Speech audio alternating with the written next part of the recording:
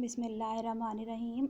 Dear students, आज हम लोग अपने ऑनलाइन लेक्चर स्टार्ट कर रहे हैं और इसमें जो हमारा आज का टॉपिक जो अब हम स्टार्ट करने जा रहे हैं वो आपका चैप्टर नंबर 4 है स्टैटिस्टिक्स का, जो कि है मेजर्स ऑफ डिस्पर्शन।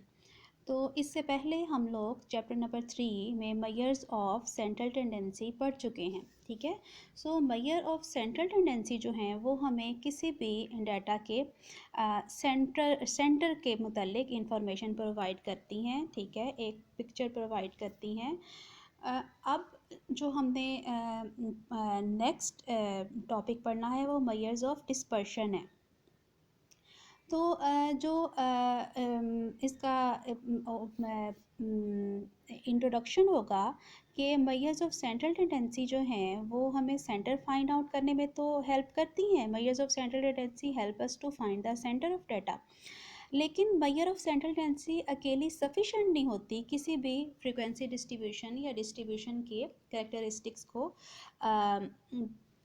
डिस्क्राइब करने के लिए। सब सारे उसके लिए हमें ज़रूरी होता है कि कोई और मेजर भी साथ में हो जो कि ज़्यादा बेहतर तरीके से उस डिस्ट्रीब्यूशन के, उस डाटा के जो उसके करैक्टरिस्टिक्स हैं उसको अच्छे तरीके से डिस्क्राइब कर सके।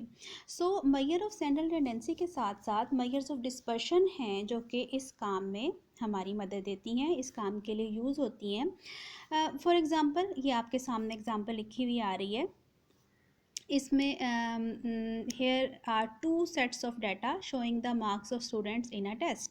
अब सेट ए में हमारे पास क्या है? सेट ए में हमारे पास 5 स्टूडेंट्स हैं और उनके मार्क्स हैं एक टेस्ट में 46, 48, 50, 52 एंड 54। ऐसे ही सेट बी है, वो कुछ और स्टूडेंट्स का है और उन स्टूडेंट्स के मार्क्स उसी टेस्ट में कितने आए हैं? पहले के 5, देन 20, देन नेक्स्ट के 35, देन नेक्स्ट के 50, देन नेक्स्ट के 65, नेक्स्ट के 80 एंड लास्ट वन जो स्टूडेंट है उसके मार्क्स आए हैं 95।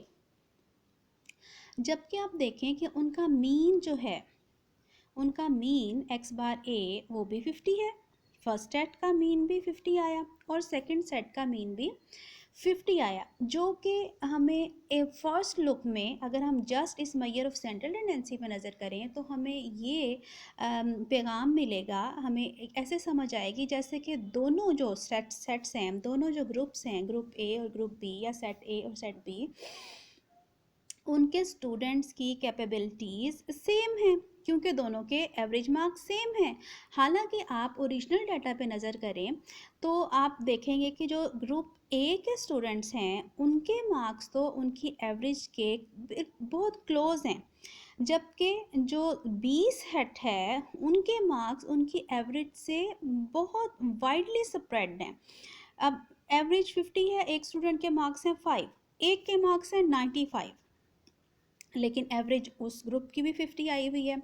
इसका मतलब है कि अकेली major of central tendency sufficient नहीं है किसी भी डाटा के सारे करेक्टरिस्टिक्स को डिस्क्राइब करने के लिए। So we have an other measure of central of another measure which will describe this feature के डाटा में वेरिएशन कितनी ज़्यादा है, डाटा कितना स्प्रेड आउट है।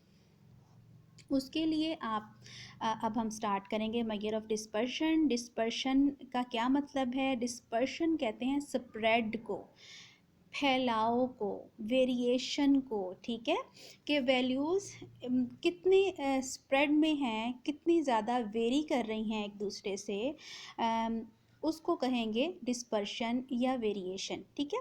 सो मेजर ऑफ डिस्पर्शन क्या करेगी, ये उसकी डेफिनेशन भी होगी, you have to learn it. A measure that describe the spread of values, spread of values को कहेंगे dispersion या variation. A measure that describe the spread of values in a data set is called measure of spread or measure of dispersion. If the values are close to the center, we say that the dispersion is small. If the values are spread away from the center, we say that dispersion is large. अगर जैसे हमारे पिछले दो data sets हैं, इसमें जो पहला set था हमारा सेट ए, उसके जो डिस्पर्शन मेजर ऑफ डिस्पर्शन आएगी, उसकी जो वैल्यू आएगी आप देखेंगे वो स्मॉल आएगी, और जो सेकंड सेट है उसकी वैल्यू जो है वो लार्ज आएगी. सो जिस सेट की मेजर ऑफ डिस्पर्शन की वैल्यू स्मॉलर होगी, जब भी स्मॉल वैल्यू आएगी हम कहेंगे कि मेजर डिस्पर्शन जो है वो स्मॉल है, और जब लार्ज वैल्यू आएगी हम कहेंगे कि डिस्पर्शन जो है वो लार्ज है. नेक्स्ट जो है वो टाइप्स ऑफ डिस्पर्शन है, यानी कि मेजर ऑफ डिस्पर्शन की कितने टाइप्स हैं. Here are two types of measures of dispersion. Number one is absolute measures of dispersion and number two is the relative measures of dispersion. अब जो हमारे पास पहली है एब्सोल्यूट मेजर ऑफ डिस्पर्शन, ये हमारे पास क्या है. These measures measure the amount of dispersion or actual dispersion within a set of data. These measures measure the amount of dispersion or actual dispersion within a set of data. It measures the dispersion in same units or square of units as the units of original values are.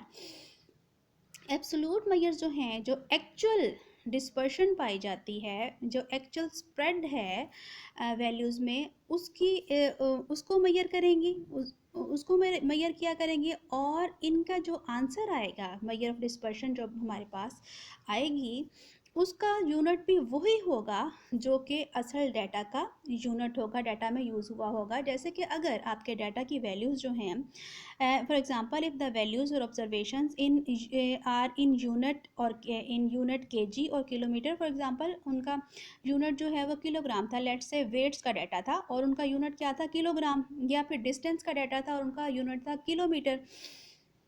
The measure will also be in kg or kilogram or in their square. अगर जो भी data का unit use हुआ है वही unit absolute major भी use करेगी और उसके साथ यूज़ हुआ करेगा. एब्सोल्यूट मेजर्स के मुतालिक जो नेक्स्ट बात याद रखने वाली है वो ये है कि absolute measures can not be use to compare dispersion of two और मोर सीरीज और सेट्स ऑफ डाटा. इनको कंपैरिजन पर्पसेस के लिए यूज़ नहीं किया जा सकता.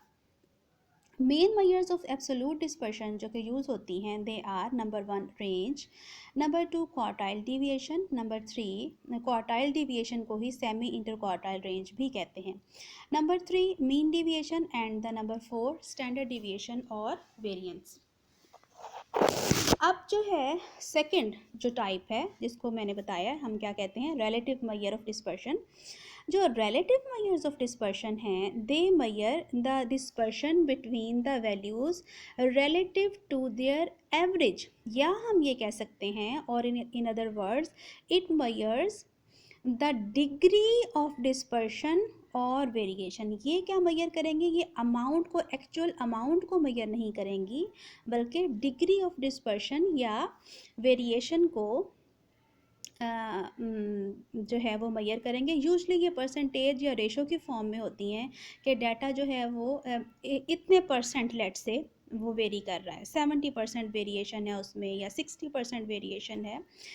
इस तरह से ये आपको मेजर करके बताती हैं. These measures are free of units in which the original data is measured.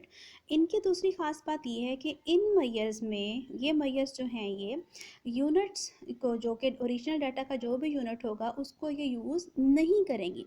If the original data is in KG और डॉलर्स, ओरिजिनल डाटा का अगर यूनिट जो है वो केजी है या डॉलर्स है, we do not use these units with relative measures. These measures are a kind of ratio and are called coefficients. ये रेशो की फॉर्म में होती हैं, परसेंटेजेस की फॉर्म्स में होती हैं, एंड और they are called coefficients. Relative measures are used for comparing dispersion between two और मोर डाटा सेट्स. इनकी ख़ास बात ये है क्योंकि ये रेशो या परसेंटेजेस की फॉर्म में होती हैं और यूनिट फ्री होती हैं, ठीक है, पहले डाटा का जो भी यूनिट हो, दूसरे डाटा का जो भी यूनिट हो, क्योंकि ये उस यूनिट को यूज़ ही नहीं करती, यूनिट फ्री मेजर्स होती हैं, लिहाजा ये कंपैरिजन पर्पसेस के लिए यूज़ हो सकती हैं। ठीक है, so the main measures of relative dispersion are coefficient of range, और कोफिशिएंट ऑफ डिस्पर्शन भी इसी को कहा जाता है। नंबर 2 पे है coefficient of quartile deviation, number 3 पे coefficient of mean deviation, and the number 4 पे हमारे पास आ जाता है कोफिशिएंट ऑफ वेरिएशन। ये सारे इंशाल्लाह ताला हम वन बाय वन पढ़ेंगे। तो आज का लेक्चर इतने ही इंट्रोडक्शन के मुतालिक है। नेक्स्ट लेक्चर में हम इंशाल्लाह ताला एब्सोल्यूट मेजर्स को वन बाय वन स्टडी किया करेंगे। जज़ाकल्लाह।